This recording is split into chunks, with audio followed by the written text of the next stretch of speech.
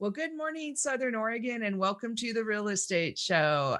Alice Lema here with Pete Belcastro. We're both real estate brokers at John L. Scott here in Southern Oregon. And what an interesting week we've had, Pete. Here we are running on the end of February, and the market is still tighter than ever. Well, we're really seeing the combination of low inventory and in much of the price ranges that people can afford. We're seeing those interest rates being able to buy people more than they had. So we've got a crunch in a lot of markets in a lot of areas in a lot of neighborhoods, but not every place. And so we're it hasn't slowed down. I think the biggest issue is still just that the low inventory is just stalling so much. And so people are kind of nervous what will happen. Although the good news is, and I've been telling you this, the light is at the end of the tunnel, because we can see for the first time that vaccinations are taking place, COVID infections are down, things like that. So I think in some respects, we're actually moving forward and maybe going to come out of this a little bit faster maybe than we thought. And we are seeing a trickle of new listings here and there. And I know there's a backlog of sellers just waiting to come onto the market this spring. So at least that's my prediction. In the meantime, the luxury market has really become saturated all of a sudden, hasn't it? Let's talk about that for a minute. Well, there's 230. So we're up about 20 listings overall from a week ago. Of that 130, there's 37 of them are $1 million or more in Jackson County. So look, wow. if you're looking in the upper price ranges, a lot of inventory to choose from. That's not the problem. Come down into 250, 300, 400,000. There's just such little inventory out there that it's fought for. Prices have risen, and some people are being forced out of the affordability question. So today, actually, on the show, Alice, we're going to talk with Tina Grimes, who's the Chief Executive Officer of the Rogue Valley Association of Realtors, to get their take on how this is going on. What can we do to improve our situation here? Because, we got people who still have no place to go, building. We're just in a mess still with housing. We just kind of go from month to month to month with no real sense of where we're going. And so Tina hopefully can maybe get us to set us straight a little bit on what they're doing in those efforts to get us kind of going in a direction that's going to help solve this housing shortage and problem that we have. And it'll also be nice to get caught up with Tina, the Chief Executive Officer of the Rogue Valley Association of Realtors, and find out how things ended up after the fires, because I know they were helping folks with some of the grants and such. So Alice Lema, Pete Belcastro, we'll be right back after this break. Waiting for Tina Grimes to come on the show. Do not touch that dial. Well, welcome back to the Real Estate Show, folks. I'm Alice Lema here with Pete Belcastro. We're both brokers at John L. Scott in Southern Oregon.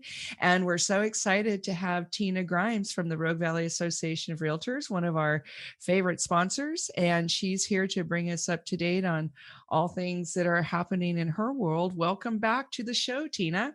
Thank you for having me. Glad to be back. So here we are, kind of the middle end of February. And during the break, the three of us were chatting about some of the fire situation, and you were commenting on some of the building that's happening or not. Yeah, I mean, at this point, I think it's a little bit of everything going on. There's still some cleanup that needs to be done, but some people have started to rebuild. The cities are still really trying to figure out what they're going to do. We actually, just last week, myself and a couple of our board members had a call with a gentleman who is the newly appointed ombudsman, wildfire recovery ombudsman for the Oregon Office of Emergency Management. How's that for a mouthful? Wow. We actually are fortunate that we have a former relationship with him because he used to be with the Construction Contractors Board and has taught several education classes for us that you guys may have even taken. So he reached out to us and we were able to have a meeting with him to just talk about where things are at and maybe what us as an association, our role could be in the recovery efforts moving forward. At this point, it's really just trying to get people connected together because there's so many efforts happening, but they aren't working together at this point. So that's one of his main goals right now, is just to get everybody connected together so that the efforts are more effective, because they aren't going to be, the left hand won't know what the right hand's doing, kind of a thing, which is how it feels right now a little bit. So, and in fact, he might be a good guest to have on a future show. Yeah. Yeah, so we had a meeting with him, and he's working on that. I know Phoenix and Talent, and I think to some extent Ashland and Medford are, looking at options for Phoenix and Talent for rebuilding, and Ashland and Medford for doing some development that could help with the housing. But it's all still in the talking stages at this point, and nothing is definitive. So I personally don't know of anything definitive to share with you guys at this point yet. So. Well, certainly, hi, Tina, nice to have you with us again. I still see, I know Alice probably does too, we still see fire victims looking for housing. It's still a big problem, with so many, as we see the parks coming back a little bit. And I'm wondering what you two are seeing, because the people that I talk to generally are not going back into those same places. So I'm wondering if we're going to have all new people. It seems like when they reopen these parks and some of the other places, that we're going to have all new people there, because most people doesn't seem like they're going back. Alice, do you see that too? Yeah, most everybody I talk to, they just don't know that they can wait that long. So yeah, what are your thoughts, Tina? As I say, I think the biggest challenge is that the people that were living there, they can't wait. As Alice said, I actually was on a webinar earlier, last week. Yeah, I've kind of lost track of my days. Last Tuesday, and it was the speaker on the webinar was a gentleman from Paradise who's been working on rebuilding Paradise, California. And, their fire was 3 years ago now. And they lost 20 manufactured home parks. And so far they've only been able to rebuild 2. So, wow. They're dealing with some unique challenges in that their entire community was on septic. They didn't have any city services. So they have a whole set of problems we thankfully don't have to deal with. But it's a slow process, unfortunately. And, yes, it's an opportunity to rethink our communities and make them stronger and better, but it doesn't happen overnight, unfortunately. And a lot of people can't wait 2 years to get back into where they used to live. They've got to go find a different place. So, and interestingly enough, some of those lots are starting to sell again. Have you seen that, Pete? Some of the lots from the fire area? Well, there's certainly been more interest in them, Alice, in the last maybe few months than there was, in the months right after the fire, I think, as people see them being cleared off and ready to do something with, I think you're going to see a change there. But really, one of the problems that we haven't talked about in a while that maybe Tina can even address with us is that there is just not, again, Alice, look, we're back into that same situation of trying to find skilled labor to help us accomplish the things that we're trying to do. Try to find, and I swear, I don't care if you're in Klamath, Jackson, Josephine County, wherever you are, try finding, contractors, handyman people, plumbers, electricians, etc., whatever you're doing. There's simply such a shortage and they're so busy. Yeah. I think this is going to be the muck up that's going to hold so much up in the coming, I don't say weeks, months, years, because this problem is getting really bad. And the guys who are doing it mostly, they're getting old and they're saying there's nobody in their place. Try to find them. Yeah, I agree. I'm hearing that, the general contractors were good. They're ready to get to work, but there's not enough subcontractors to do the work.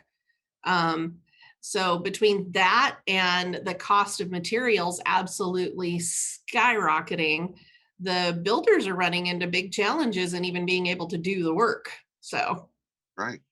Well, you add that, then you add the cost of it, as you say, the land costs are still going to be in there. And I think we're really going to start pricing again a segment of the population that the affordability issue comes into play here on what we're building in replace of what we lost. Yeah. That's it's the biggest challenge, isn't it? Yeah. And that's where I think that, the communities are going to have to be really creative and look at it as an opportunity to do it different. Don't just look at it and go, okay, well, that was a manufactured home park, so it needs to be a manufactured home park again. What else could it be that maybe could be done in a way that would not price out the people who used to live there?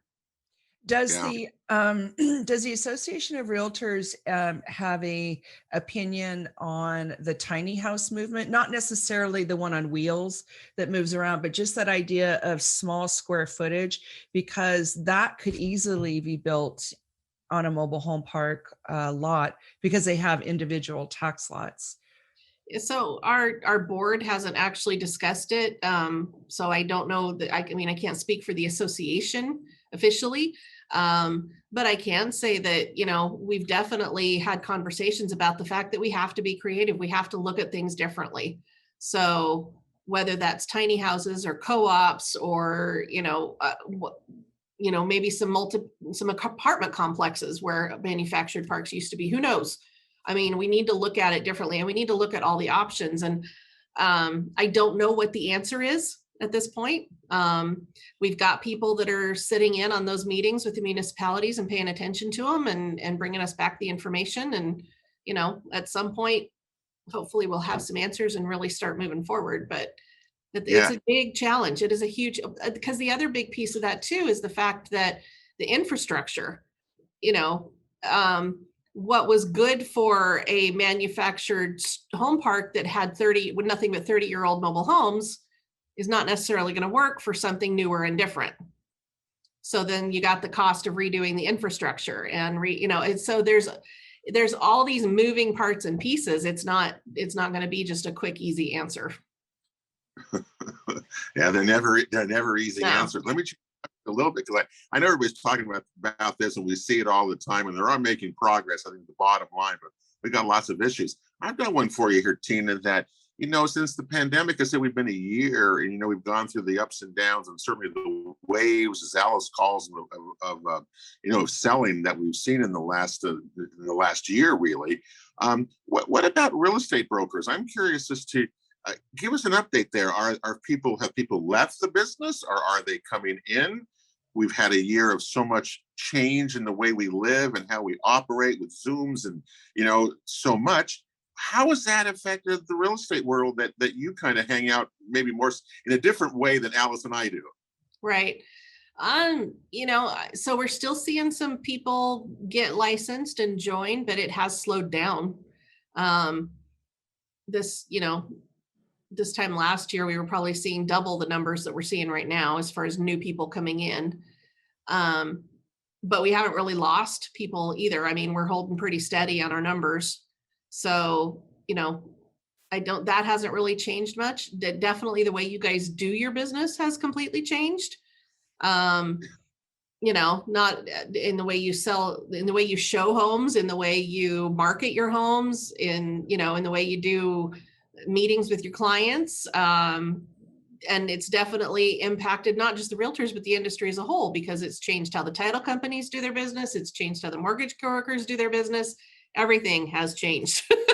So yeah. And when the restrictions are lifted, I think some things will go back to the way they were, but we're not ever going to go back completely to the way we were, because we have realized that there are more efficient ways of doing things than what we thought we could do before. Yeah, I think in every industry, you're right. I think real estate has been affected by it.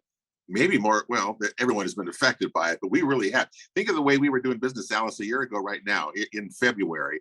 We were rolling along, remember? And everything was a certain way. And then literally overnight it changed. I don't know what you thought, Tina, but we thought, the real estate's going to go off the cliff last year. Remember when this thing hit? How are we going to do this? What's going to happen? And it absolutely went the opposite. That's what's so shocking to us. And it be such a fabulous real estate year, and so many people were able to make amazing purchases and sells. It was remarkable. Yeah, I think it goes to show the resiliency of our industry that, we were faced with a huge challenge. We were we definitely weren't ready for it or expecting it, but we sat down and we said, okay, what do we need to do to still comply with keeping your clients safe and making sure our members are safe and keep, doing, but yet still being able to do the work. And, I'm really proud of how the association responded. I'm really proud of how you guys responded, and we adapted, and we just kept getting the job done. Well, and we were fortunate. It did take several weeks. I don't know if you remember this time last year, they were just starting to talk about the pandemic more. And then we had the shutdown actually in March. And there was a period of time there where none of the states had really decided where the real estate agents, allergies, not sick, if the real estate agent's going to work or not. And so we were allowed to work, but we definitely had to follow certain protocols. Yeah, there were some states where real estate was completely shut down, and we were fortunate that did not happen here in Oregon. And it did not happen because you guys followed the rules. You didn't try to buck the system, which was good. Well, and the Association of Realtors helped explain that to our government. Yeah. So we have a break coming up, folks. We're here interviewing Tina Grimes, one of our favorite guests, also a sponsor of the show, Rogue Valley Association Realtors. Tina is the Chief Executive Officer. We'll be right back with these words from our sponsor. Thank you. Well, welcome back to the Real Estate Show, folks. I'm Alice Lema here with Pete Belcastro. We're both brokers at John L. Scott here in Southern Oregon, and we're having a really fascinating conversation with Tina Grimes. Tina is the Chief Executive Officer of the Rogue Valley Association of Realtors, and we were just talking about this time last year and the pandemic and all the uncertainty, and then we were allowed to work.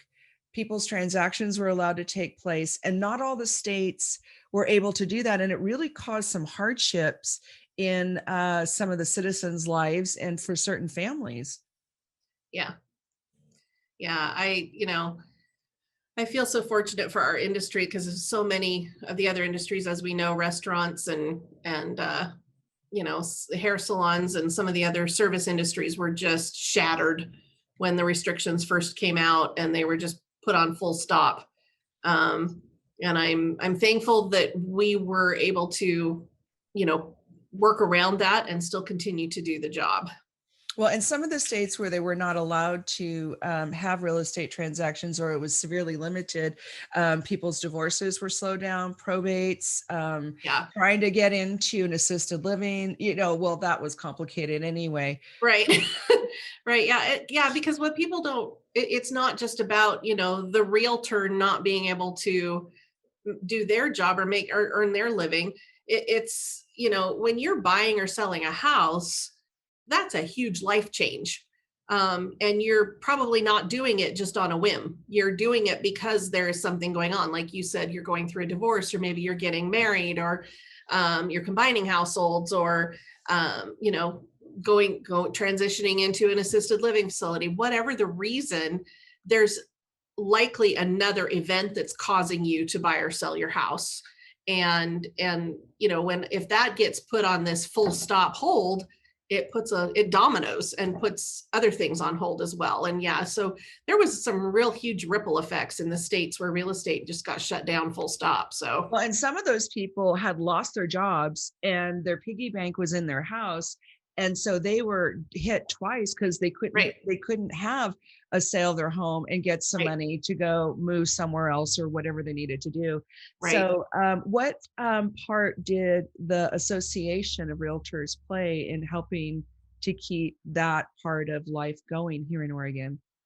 I know that the state association, when the governor first started talking about shutting down and what the restrictions would be, I know the state association, the Oregon Realtors, they reached out and they were in daily communications with the governor's office, just talking about how the realtors could continue to conduct safely, how they could still do the job and it didn't have to be shut down, and how it really was an essential service because of the things we just talked about, that it's a major part of someone's life.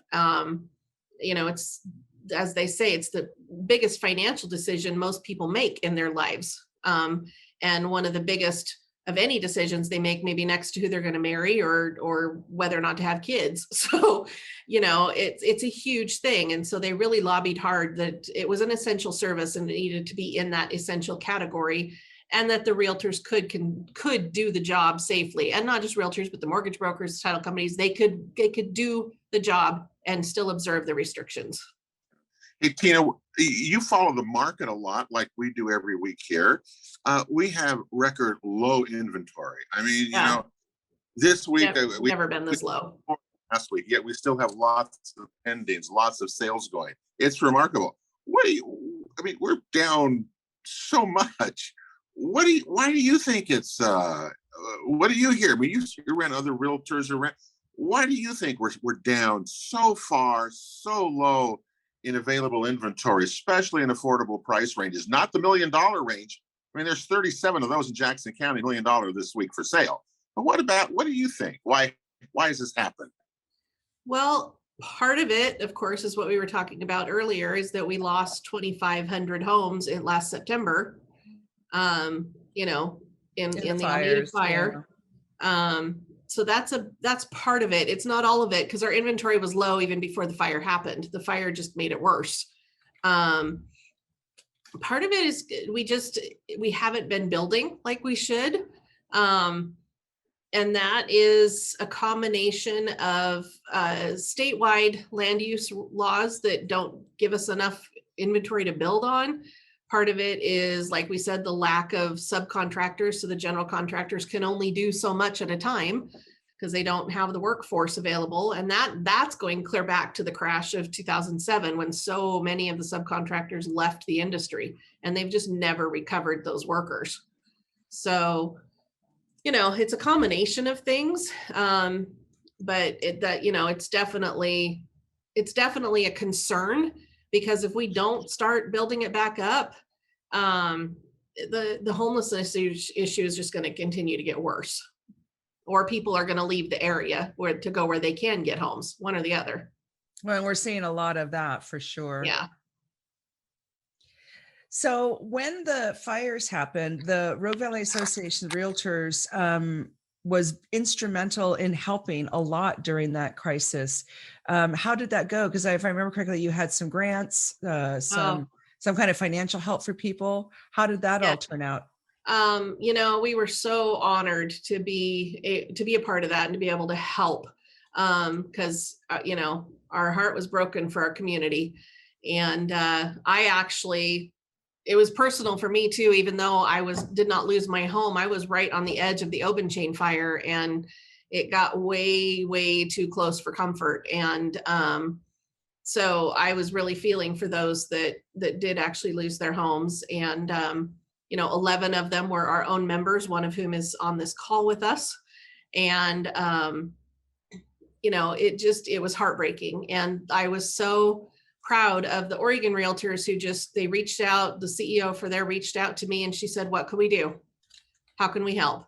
And we worked with them, and they took emergency action to redirect the Home Foundation funds, which is a program that they've had for years that goes for affordable housing efforts, but it in the past has only been able to go to other 501c3s, so like Habitat or Access, places like that.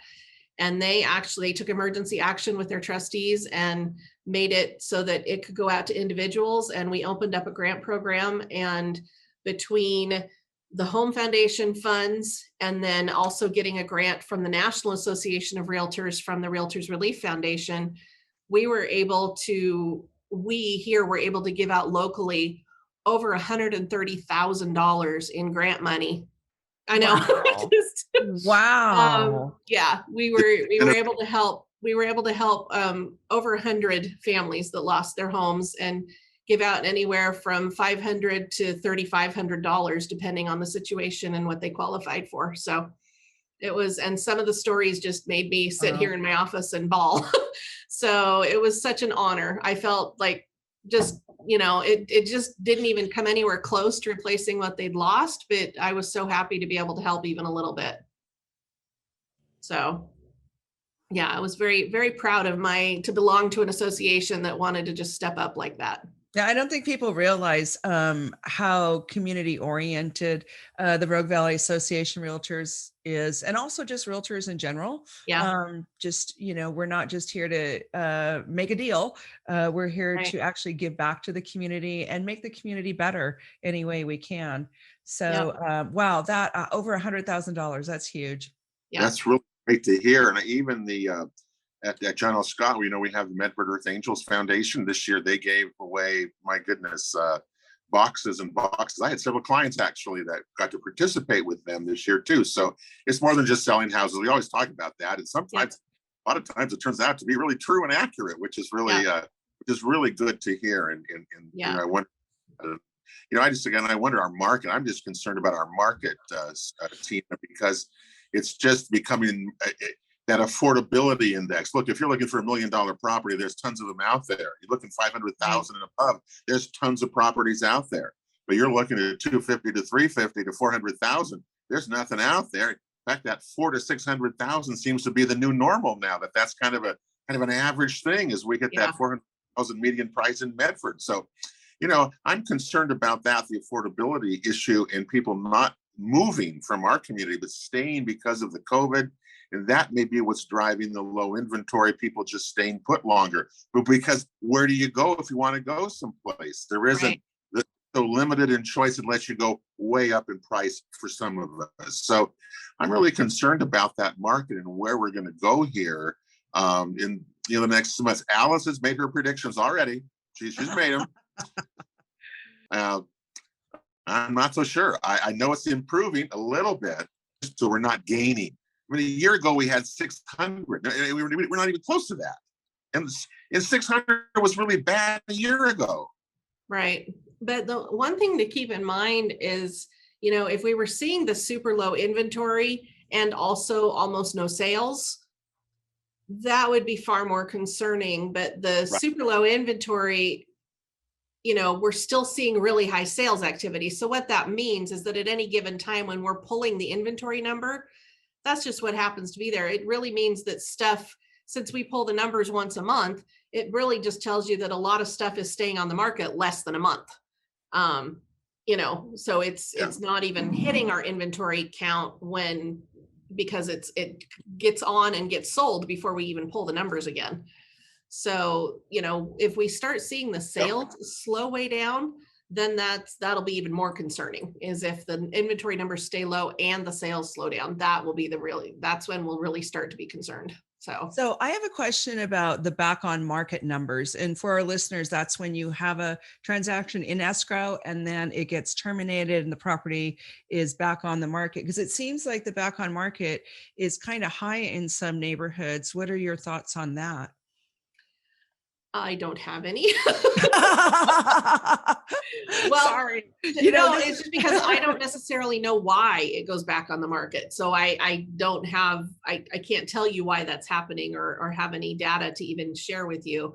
Because we just know that it went back on the market. We don't know the why. Yeah, some of the neighborhoods are 28, 30% back on market. So Pete and I were just talking last week that it might be that buyers are just rushing in too fast just to try to win these multiple offer bids and then decide later it really wasn't the house they wanted after all. And it could be that. It could be, like you said, they're rushing in so fast that maybe they aren't actually even qualified for what they've put in an offer for.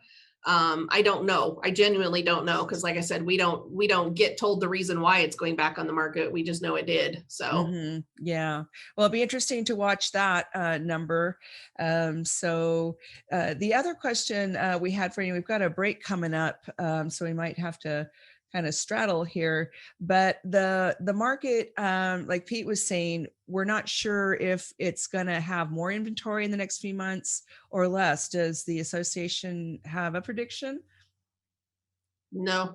No, because you deal with the facts as they happen. Because it'll really depend on, like I said, it'll depend on how fast the municipalities move on some of these projects that they're looking at and some of the rebuilding efforts that they're looking at doing. So yeah, it's at this point, it's too hard to say. There's too many unknowns at the moment.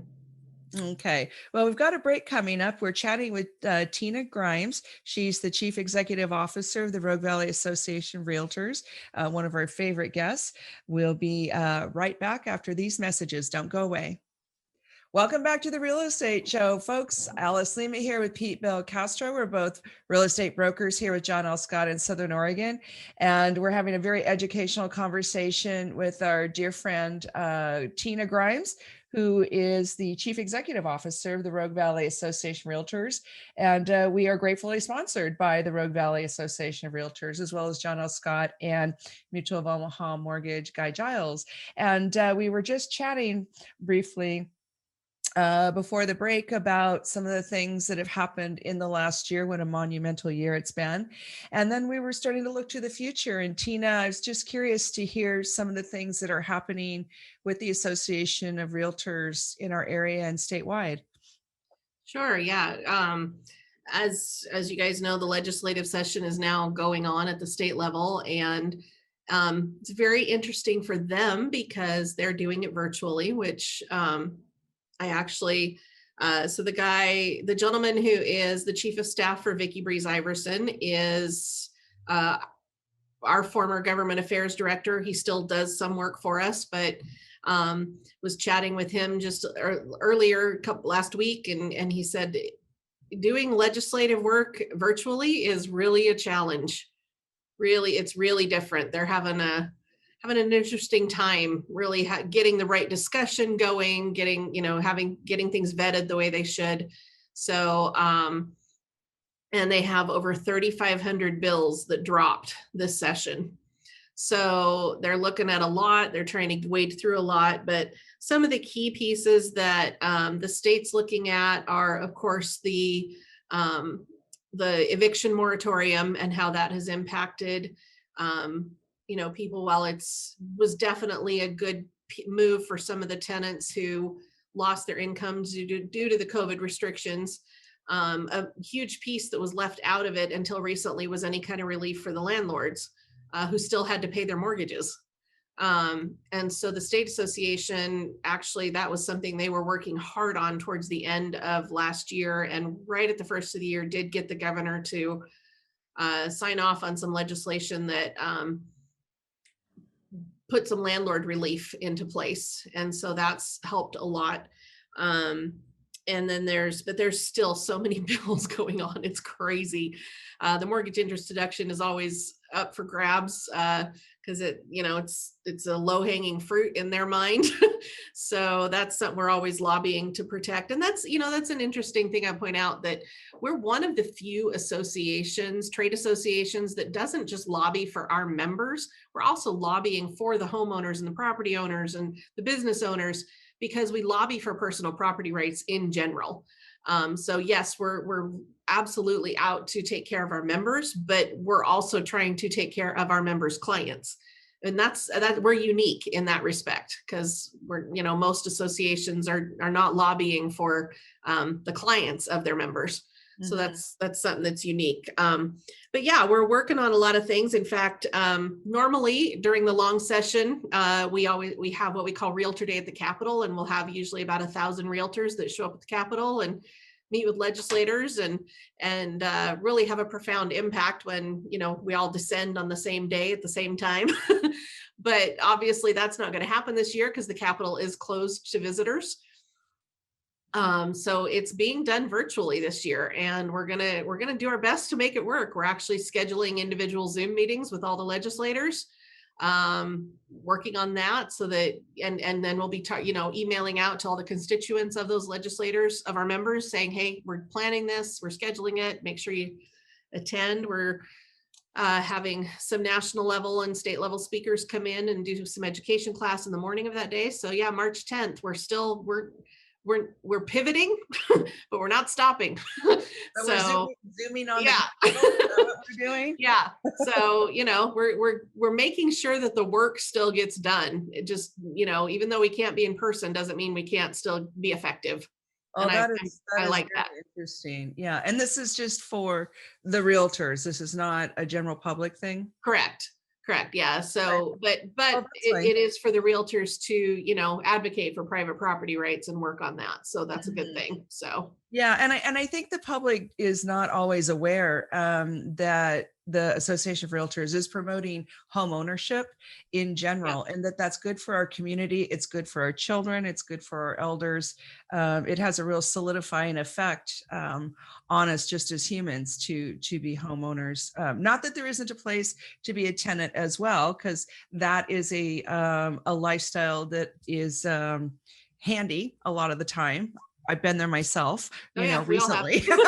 So, but at the same time, we do need a balance. And it just seems like the COVID, the work that was done on behalf of helping people in Oregon, a lot of it was tenant oriented and it was needed. But these poor landlords, and now here we are a year later, and some of them, I'm really worried that they're going to lose their buildings. Well, and that's the piece where that really had to be driven home is, yeah, okay, the landlords, most of these landlords are not big, huge corporations. They're individual people who own one or two properties and they still have a mortgage to pay. And the tenants are not going to have a place to live if the banks foreclose on the property because the landlord hasn't been able to pay the mortgage. So you can't just look at one piece of it. You got to look at the whole. And so, yes, keep the tenants in. Obviously, the landlords want to keep their tenants in, but the landlords need some help too. You can't just cut off the landlord's income without recognizing that there would be a domino effect that could eventually hurt the tenants too. So, yeah. I think somebody would have thought of that. They implemented that rule, wouldn't you have? When you think of that, Tina, you think about that one here. Speaking of tenants, in the one bill that the OAR is watching right now would create in Oregon a uniform statewide rental agreement. So right now you can write your own rental agreement up, or you can whatever, and this would create everything has to go on, would be online, same rental agreement for everybody in the state.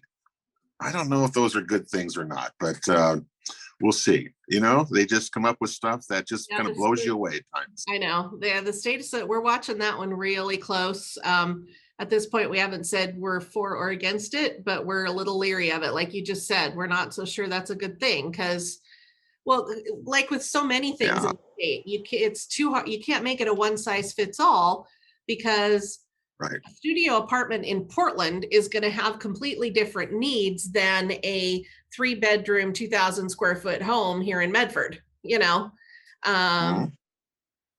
So how do you make how do you make a one size fits all? And we're just, as a rule, one size fits all is hard to do. So, and I would think that the tenant organizations would object to that just as equally. Quite frankly, just for the same reason. It's new enough that we still haven't heard, people haven't come out yet with their stand. So, yeah.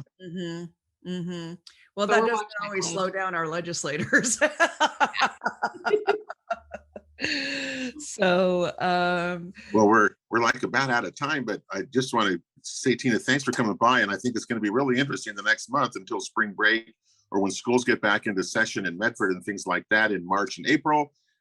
Then we're going to see how the market's going to react. But right now, it's still a hot market. There's a lot going on, low inventory. So boy, people are still scrambling, and you got to be ready. You got to be prepared, or you're going to be left behind right now in this real estate market on anything you're doing. Keep that in mind. You got to be first. You got to be there, and you got to be ready. Yep. And not give up. Yeah. Never give up. Never surrender. Oh, thank you, Tina. We appreciate you so much. Thank you for your time today, bringing us up to date what's going on with the Rogue Valley Association of Realtors. Tina Grime, the Chief Executive Officer. So Pete Belcastro, Alice Lema saying goodbye for now. Have a beautiful Southern Oregon weekend. This program will repeat tomorrow at 6 p.m. In the meantime, have a great day. Bye now.